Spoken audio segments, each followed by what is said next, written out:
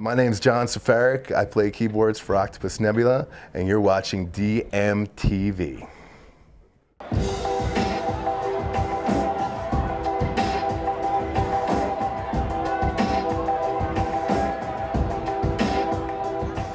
Live electronic, kind of tribal-ish, ambient, beat-savvy shit.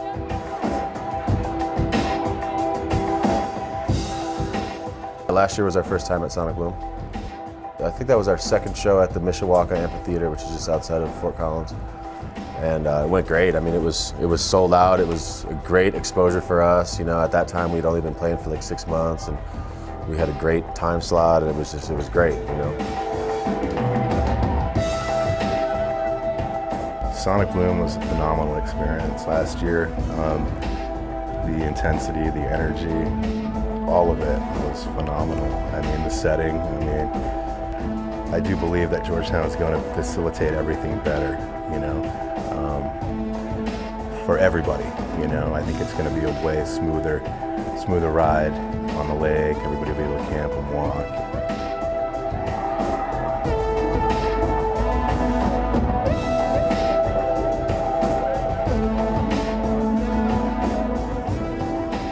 Sonic Bloom is what you're gonna make it. You know, you can go in there and take out of it what you want. There's so much going on. Art, yoga, music, people, you know, I mean, take your pick. Get in there and immerse yourself in what's going on with the subculture, you know, which I highly advise everybody to do.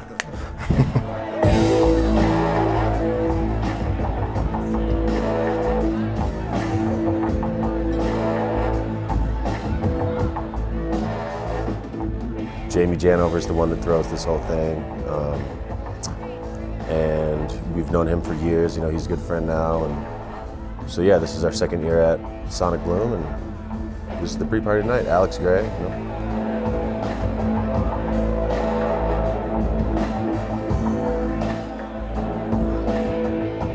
Well, it's been an ongoing adventure for us. I mean, Octopus Nebula was its own entity before I joined the band. I mean, Robin, our guitar player, is the only founding member left in the group. And, you know, from coming down to these clubs to watch music, I met Robin, and kept hitting me up. And we can come over and play some keys. You know, I saw him out, and we got together, and that was kind of the early stages of what you're seeing now.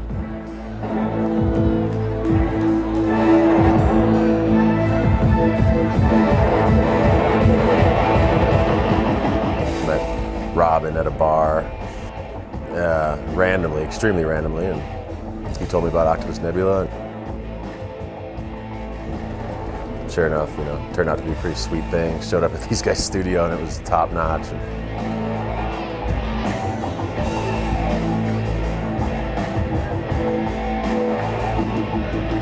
And then when a mutual friend of ours introduced us, and that's really when it kind of locked. When we found Dan, he really understood and wanted to produce the way that we were. And once you find that missing link, once we found that missing link, it really brought everything together, and the vision, you know, kind of came into focus. When I joined the band, we rehearsed for a year solid without playing out. Just so we, you know, coming out of this scene here, you know, to be on top of our game. And that was really taking time away from the scene and really putting in the homework, the effort into writing and producing without feeling the need to go out and perform live until we felt comfortable with where we were sonically. And then when the right opportunity arose, Scott Morrell, who owns Cervantes, has been so great to us, really gave us a chance from the get-go.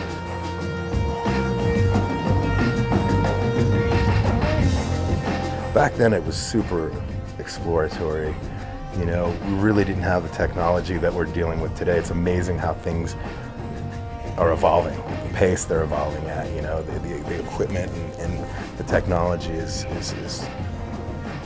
increasing at such an exponential rate. It's just wild what you can do with things. But back then, we were just, you know, just a keyboard, guitar, bass, and just going out, you know, really ethereal grooves, Pink Floyd-ish, you know, spacey, ambient textures.